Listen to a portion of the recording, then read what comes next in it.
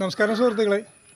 നമ്മളിന്ന് തൃശ്ശൂർ ജില്ലയിലെ കാട്ടൂർ പഞ്ചായത്ത്, അവിടെ നമുക്കിവിടെ പുതിയൊരു വർക്ക്, നമ്മളുടെ ഒരു സ്ഥിരം എഞ്ചിനീയർ ഉണ്ട്, ബിൽഡ് കാട്ടൂർ എന്ന് പറഞ്ഞൊരു എഞ്ചിനീയറിംഗ് കൺസ്ട്രക്ഷൻ വർക്ക് ഗ്രൂപ്പുണ്ട്. അവരുടെ വർക്കുകൾ നമ്മൾ ഇന്ന് അവരുടെ തന്നെയാണ്. കാട്ടൂർ ലേബർ സെൻറ്റർ എന്ന് പറഞ്ഞ സ്ഥലമാണ്, കാട്ടൂർ ലേബർ സെൻറ്റർ. അപ്പോൾ അവിടെ നമ്മളിന്ന് പുതിയ പണി സ്റ്റാർട്ട് ചെയ്തു. അപ്പോൾ ഇവിടെ ഫൗണ്ടേഷൻ കോരലും പണി ഒപ്പം നടന്നുകൊണ്ടിരിക്കുകയാണ്. അപ്പോൾ ഈ ഫൗണ്ടേഷൻ കോരുന്നത് സാധാരണ എല്ലാവരും ഹിറ്റാച്ച് വെച്ചിട്ട് പെട്ടെന്ന് കഴിയാൻ വേണ്ടി ചെയ്യും. അപ്പോൾ അതൊരു നല്ല രീതിയിൽ കിട്ടാറില്ല. ഇവിടെ ആൾ നിന്ന് കഴിഞ്ഞാൽ എത്രത്തോളം ഭംഗിയും അതിൻ്റെ പാക്കിങ്ങിനുള്ള ഉറപ്പും അളവ് തെറ്റിപ്പോകില്ല. ഹിറ്റാച്ചിക്ക് വരിക 2-ാം പണി വരും, ഇതത് വരില്ല. അപ്പോൾ അത് നിങ്ങളൊന്ന് കാണിക്കാമെന്ന് തോന്നും. അതാണ്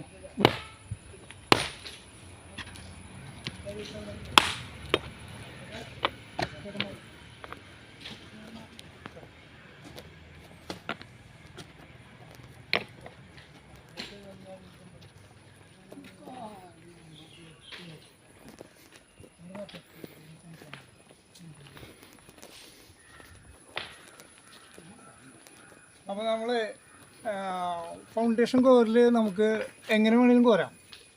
ഒരു കൈക്കൂട്ട്, ഒരു കൊത്തി, ഒരു തൂമ്പ, ഒരു കുത്താമ്പാര ഉണ്ടെങ്കിൽ നമുക്ക് ഫൗണ്ടേഷൻ കോരാൻ പറ്റും. പക്ഷെ അത് നല്ല വൃത്തിയിലും അത് കറക്റ്റായിട്ട് 2 അടി വീതി 2 അടി താഴ്ച എന്നൊക്കെ പറയും. നിലവിലുള്ളതിനനുസരിച്ച് കാണുമ്പോൾ തന്നെ നമുക്കൊരു അലുവ കഷ്ണം മുറിച്ച പോലെ തോന്നും. അപ്പോൾ അത് അതിൻ്റേതായ മര്യാദ നല്ല ഒരു രീതി ഉണ്ടല്ലോ, നമ്മൾ ആരും ചിന്തിക്കുന്ന നല്ല മനസ്സിന് ഇഷ്ടമാവും.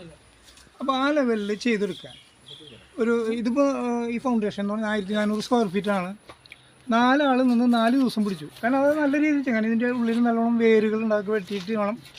അപ്പോൾ നല്ല രീതി ചെയ്യുമ്പോൾ സെൻറ്റർ നമ്മൾ ആദ്യം ചിരട് വെട്ടിയിട്ട് നടുവിലാണ് ആദ്യം കൊത്തിയിട്ട് മണ്ണെടുക്കുന്നത്.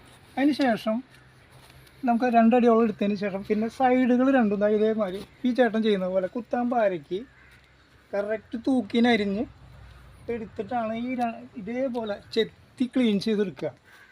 അപ്പോൾ ഇതിൻ്റെ ഗുണം എന്താ വെച്ചാൽ, അപ്പോൾ ഇന്നത്തോടുകൂടി ഇവരുടെ പണി കഴിഞ്ഞു. ഇതിപ്പോൾ 4ാമത്തെ ദിവസമാണ്. 4 പേരുണ്ടായി, ഇന്നൊരാൾ കുറവാണ്. അപ്പോൾ ഈ 3 ആൾ മതി ഇന്ന് തീർക്കാൻ. 4 ദിവസം കൊണ്ട് ഈ ഫൗണ്ടേഷൻ കഴിഞ്ഞു. ഇത് ഹിറ്റാച്ചി ആണെങ്കിൽ നമുക്കൊരു 3-4 മണിക്കൂർ കൊണ്ട് ഈ പരിപാടി കഴിയും. പക്ഷേ ഈ കാണുന്ന രീതിയിൽ അത് ആവില്ല. കാരണം സൈഡൊക്കെ പൊട്ടിപ്പോവും. 2 അടി താത്താൻ പറഞ്ഞ് 2 അടി ആവും. അപ്പോൾ അവിടെ എന്തുണ്ടാവുക വെച്ചാൽ ഇതിനിപ്പോൾ ഒരു 16 ലോഡ് കല്ല് വേണം. അതെന്തുണ്ടാവുമെന്ന് വെച്ചാൽ നമുക്കത് 19-20 ലോഡായി മാറും. കാരണം ഇതിലേക്ക് കല്ല് കൂടുതൽ കയറും. ഒരുപാട് കല്ലിട്ട് തീർത്തിട്ട് ആവശ്യമായ കല്ലല്ലേ വേണ്ടോ. അപ്പോൾ ആര് വീട് പണിതാലും നമുക്ക് ഈ പണം വെറുതെ കിട്ടുന്നതല്ലോ. അപ്പോൾ നമ്മൾ അനാവശ്യമായിട്ടൊരു വീട് പണിച്ച് ഒരുപാട് കാശ് ഇറക്കണ്ട, ആവശ്യമായ കാശ്. അപ്പോൾ ചെയ്യുമ്പോൾ ഒന്ന് ആലോചിച്ച് ചെയ്യുകയാണെങ്കിലേ സമയത്തിനല്ല, സമയം നോക്കരുത്. സമയം നോക്കിയ കാര്യമില്ല. കാരണം നമുക്ക് കാശ് നഷ്ടമാവും.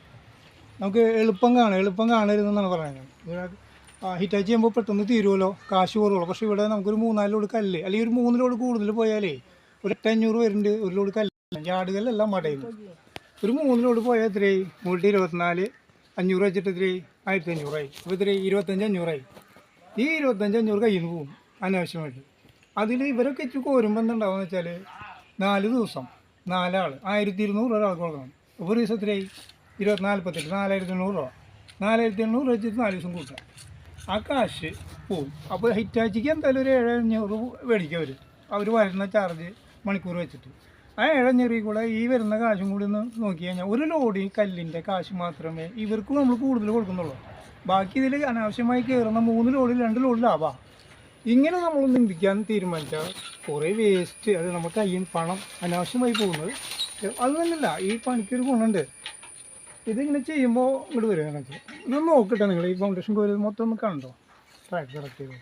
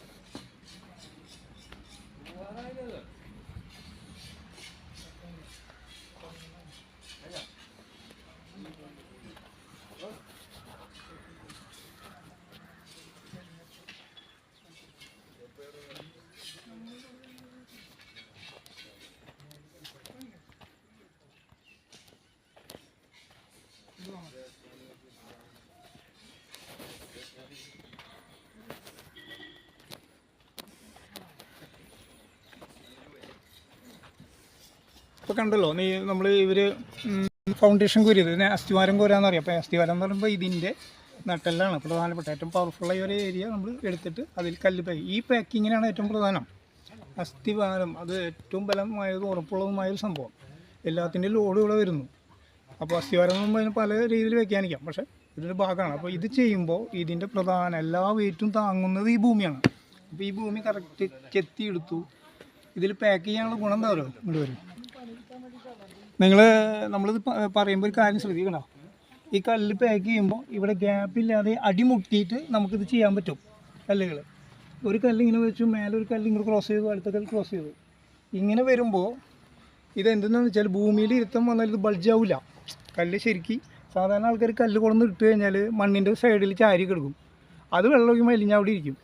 ഇത് വീട്ടുകാരും കോൺട്രാക്റ്റും എഞ്ചിനും അവർ വർക്ക് തന്ന് പോകും. പണിക്കാർ സ്പീഡിൽ അടിച്ച് പോകുമ്പോൾ സംഭവിക്കും. പ്രത്യേകിച്ച് കരാറ് കൊടുക്കുമ്പോൾ പറയാനുള്ള റേറ്റ് കുറവിന് കരാറ് കൊടുക്കുമ്പോൾ ഇങ്ങനെയൊന്നും പാക്കിങ് ഉണ്ടാവില്ല, മേലെ ഒന്നും എടുത്തുള്ളൂ. അപ്പോൾ റേറ്റ് കുറവിന് നമ്മൾ വേഗം കാശ് കുറവല്ലേ പെട്ടെന്ന് ആവുമല്ലോ എന്ന് വിചാരിച്ചിട്ട് അടിത്തറ പണിയിപ്പിക്കരുത്, പ്രത്യേകിച്ച് കരിങ്കല്ല് പണിയുമ്പോൾ. മനസ്സിലായില്ലേ? അപ്പോൾ ഇതേ രീതിയിലൊക്കെ പാക്കിങ് ചെയ്യാൻ തയ്യാറുള്ള നല്ല പണി വേണമെന്ന് ആഗ്രഹിക്കുന്ന വ്യക്തികൾ ഇതുപോലൊക്കെ ചെയ്താൽ നിങ്ങൾക്ക് പണി ഇത്തിരി ഉറപ്പുണ്ടാവും. കരിങ്കല്ല് പണിയുമ്പോൾ എന്ന് വെച്ചാൽ ഈ വർക്ക് ചെയ്യുമ്പോൾ പെട്ടെന്നാവില്ല, ഇത്തിരി പൈസ വരും. അതുപോലെ ട്രാക്ക് എടുക്കുമ്പോൾ ഈ അസ്ഥിവാരം പോരുമ്പോൾ ഹിറ്റാച്ച് വെക്കാതിരുന്നാൽ നിങ്ങൾക്ക് നല്ല, വീട്ടുകാർക്ക് നല്ല. ആരാണ് വീട് പണിയിപ്പിക്കുന്നത് അവർക്കല്ലേ. ഇത് നല്ലപോലെ ചിന്തിച്ചാൽ നിങ്ങൾക്ക് മനസ്സിലാവുമെന്നുള്ളൂ. ഞങ്ങളിത് ഒരുവിധ ആൾക്കാരോട് പറയുന്നതാണ് ഇങ്ങനെ ചെയ്തോളൂ. പക്ഷേ അത് അനുഭവത്തിൽ നമ്മൾ പറഞ്ഞിട്ട് ചെയ്തവർക്കൊക്കെ പിടികിട്ടിയിട്ട് പിന്നീട് ചെയ്യുന്ന കോൺട്രാക്ടർമാരൊക്കെ അങ്ങനെ ഇനി ആളെ നിർത്തിയിട്ടൊക്കെ കൂടെ ഇറ്റാച്ചി വിളിക്കേണ്ട സ്ഥലമുണ്ട്. ഈ വെട്ടുകല്ലാകുമ്പോൾ തീരെ കൊത്തിയെ കിട്ടാത്ത സ്ഥലത്ത് അവിടെ ഇറ്റാച്ചി അല്ലാതെ നിർത്തില്ല. അപ്പോൾ നമ്മൾ പിന്നെ അതിന് പകരം രണ്ടാളെ വേറെ വെച്ച് സൈഡൊക്കെ ഒന്നുകൂടെ അരിഞ്ഞെടുക്കും. അതിന് ഇതുപോലെ കോരാൻ പറ്റില്ല, തനി വെട്ടുകല്ലേ, കൊത്തിയെ കിട്ടില്ല, തീ പാറും. അപ്പോൾ അവിടെ അധികം താത്തയും വേണ്ട, ഒരടി മാക്സിമം ഒക്കെ ട്രാക്ക് കിട്ടിയാൽ നമുക്ക് ആ പണി സൂപ്പറായിട്ട് കരിങ്കല്ല് നന്നായി പാക്ക് ചെയ്യണം. പിന്നെ എന്ന് വെച്ചാൽ ആ വെട്ടുകല്ലിൻ്റെ ഉറപ്പ് നമ്മൾ കരിങ്കല്ല് പണിയാനും കിട്ടില്ല എന്ന് നമ്മൾ പറയാം. എന്താ വെച്ചാൽ വെട്ടുകല്ല് നാച്ചുറലാണല്ലോ, ഭൂമിയിലുള്ളതാണ്. അതിനെ പൊട്ടിച്ച് കളക്കണം, നമുക്കൊരു ട്രാക്ക് ഒരടിയെങ്കിലും കിട്ടുക. അപ്പോൾ ഈ പാക്കിങ് നമ്മൾ ശ്രദ്ധിക്കുക കേട്ടോ. എല്ലാ കല്ലും നമ്മൾ ലോക്ക് ചെയ്തിരിക്കുക. വലിയ കല്ല്, ഇവിടെ വലിയ കല്ല് ചെറിയ കല്ലെന്നല്ല, ഏത് കല്ലിനെയും നമ്മൾ ഇതിങ്ങനെ ഒറ്റത്തില്ല നീളത്തിലുണ്ടായിരുന്നു. അപ്പോൾ ലോക്ക് ആവാൻ ശരിക്കും കരിങ്കല്ല്. അത് ഇതൊന്നല്ല, ബേസ്മെൻറ്റ് പണിയുമ്പോൾ ഇങ്ങനെയാണ് ചെയ്യേണ്ടത്. അപ്പോൾ ഏറ്റവും പ്രധാനം ഫൗണ്ടേഷനാണ്. ഞാൻ എല്ലാ വീഡിയോയിലും ഫൗണ്ടേഷനാണ് ഏറ്റവും പ്രധാനം. എന്നിട്ട് മേലെ പൊട്ട പണിയൊന്നുമല്ല കേട്ടോ. ഇത് മേലെ നമ്മൾ സിമെൻറ്റില്ലാണ്ടാണ് പണിയുക. അപ്പോൾ ഇതുപോലൊക്കെ നിങ്ങൾ ചെയ്താലേ ഒരുപാട് ലാഭമുണ്ട്. ദിവസങ്ങളെടുക്കും, അത് എടുത്തോട്ടെ, പക്ഷെ പണി നന്നാവും. ഇത് ഒരു ദിവസം, ഒരു മാസം, ഒരു വർഷത്തിലല്ലല്ലോ നമ്മളൊരു വീട് പണിയണേ. നമ്മൾക്കും നമ്മുടെ കുടുംബ മക്കൾക്കും അവരുടെ പരമ്പരയായിട്ടൊക്കെ. ഇന്നിപ്പോൾ ഒരു വീടെന്ന് പറഞ്ഞാൽ പണ്ടൊക്കെ ഒരു 50 കൊല്ലം അല്ലെങ്കിൽ 40 കൊല്ലമൊക്കെ ഗ്യാരണ്ടി പറഞ്ഞിരുന്നു. ഇന്ന് 20 കൊല്ലം പോലും ഒരു വാർക്കയ്ക്ക് ഗ്യാരണ്ടി പണിയാൻ പറ്റില്ല. അപ്പോൾ അടിത്തറയെങ്കിലും മര്യാദയ്ക്ക് വന്നാൽ നമുക്ക് ആ സാധനം ഒന്നും കൂടി മര്യാദയ്ക്ക് നിൽക്കാനും പല പ്രശ്നങ്ങൾ, ഭൂമികൾക്കും എല്ലാ കാര്യങ്ങളും. ഇതൊക്കെ ഇങ്ങനെയൊക്കെ പാക്ക് ചെയ്താൽ ഇവിടെ എന്താ വെച്ചാൽ കരിങ്കല്ല് ചെയ്താലേ ഇവിടെ വെള്ളം വരില്ല. പക്ഷേ വെള്ളം വരുന്ന ഏരിയ ആണെങ്കിലും കരിങ്കല്ല് ഇങ്ങനെ ചെയ്താൽ ഈ കല്ല് വെള്ളം വലിക്കില്ല. അപ്പോൾ ഇവിടെ ഇരിക്കില്ല കല്ല്.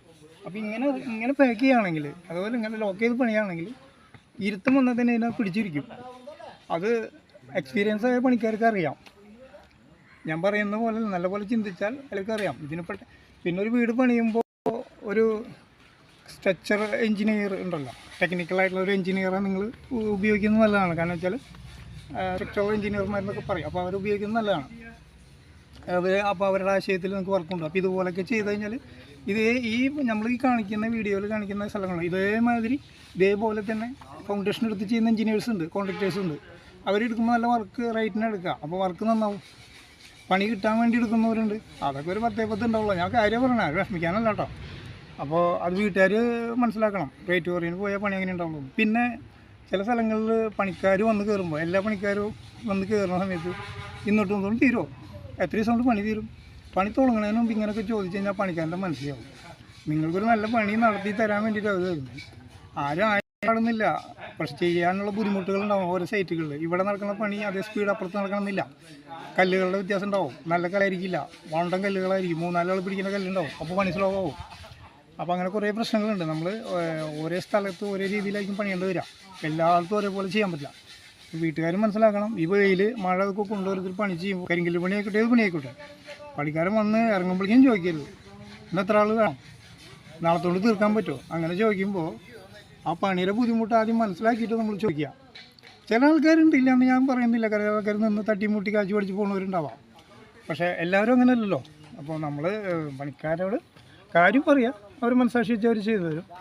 ഇറങ്ങുമ്പോഴേക്കും ചോദിക്കാതിരിക്കും. കാരണം അത്രയും ബുദ്ധിമുട്ടിയിട്ടൊക്കെ തന്നെ കരിങ്കല്ല് പണിയുന്നത്. വളരെ ബുദ്ധിമുട്ടുണ്ട്. നിങ്ങൾ പറയുന്ന പോലെ കാശ് ഇവിടെ ഒരു കരിങ്കല്ല് പണിയുന്ന 1500, 1300, 1400 വാങ്ങണ്ടാവും.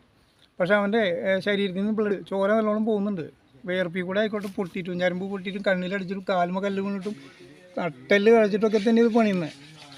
ആരും ഫ്രീ ആയിട്ട് കാശ് പഠിച്ച് പോകുന്നില്ല. അപ്പോൾ പണി കാണുന്ന സുഹൃത്തുക്കൾ ഏത് നാട്ടിൽ കേരളത്തിൽ എവിടെ വേണമെങ്കിലും വീട് പണിയാൻ താല്പര്യമുണ്ടെങ്കിൽ നമ്മൾ വിളിച്ചോണ്ടൊന്ന് ചെയ്തു തരും. അപ്പോൾ വിളിക്കാം, സംശയം ഉണ്ടെങ്കിൽ വിളിക്കാം. പക്ഷേ ഏത് വ്യക്തി പണിതാലും നിങ്ങൾക്ക് ആ രീതികൾ ശ്രദ്ധിക്കുക, അങ്ങനെ പണിയേണ്ടതെന്നുള്ളത്. അതുപോലെ പണിതാൽ നമുക്ക് സമാധാനമായിട്ട് വീട്ടിൽ കിടക്കാം. നാളേക്ക് ഒരു 2ാം പണി ഇല്ലാതെ നോക്കുക. ഏത് ഫൗണ്ടേഷനേ. അപ്പോൾ ഭൂമി നോക്കുക. ആദ്യം തന്നെ ഭൂമിയുടെ ബലം നോക്കുക. ഭൂമി ചതുപ്പ് നിലമാണോ, മണ്ണ് നല്ലതാണോ, ഉറച്ചതാണോ, എന്നിട്ട് വേണം ഫൗണ്ടേഷൻ വയ്ക്കാൻ. ഇവിടെ 2 അടി മതി. ഇത് 2 നിലയ്ക്ക് ഇത് 2 അടി. ഇവിടെ ഒന്നും സംഭവിക്കാൻ വേണ്ടി അങ്ങനത്തെ ഇത് ബൾജാവില്ല, നല്ല ഉറപ്പുള്ള ഭൂമിയാണ്. അപ്പോൾ ഇത്രയുള്ള സുഹൃത്തുക്കളെങ്കിൽ പറയാനുള്ളത്, ഇനി ഇതിൻ്റെ ബേസ്മെൻറ്റിൻ്റെ തറകെട്ട് വരുമ്പോൾ എങ്ങനെയാണ് നമുക്ക് ഫൗണ്ടേഷനിൽ മട്ടം തിരിക്കേണ്ടത്, അങ്ങനെ ഒരു സംഭവമുണ്ട്. അത് അടുത്ത വീഡിയോയിൽ ഞാൻ നിങ്ങൾക്ക് കാണിച്ചു തരാം. അങ്ങനെ ഒരു സഹോദരൻ ചോദിച്ചു എങ്ങനെയാണ് റൈറ്റ് ആംഗിൾ തിരിക്കുന്നത് എന്നൊക്കെ. അത് അറിയുന്ന ആളായിരിക്കാം, അറിയാത്തതായിരിക്കാം. എങ്കിൽ പോലും നമ്മളത് അടുത്ത പണിയിൽ തിരിക്കുമ്പോൾ ഞാൻ നിങ്ങൾക്ക് ആ വീഡിയോയുമായിട്ട് വരാം. അതുവരേക്കും നമസ്കാരം.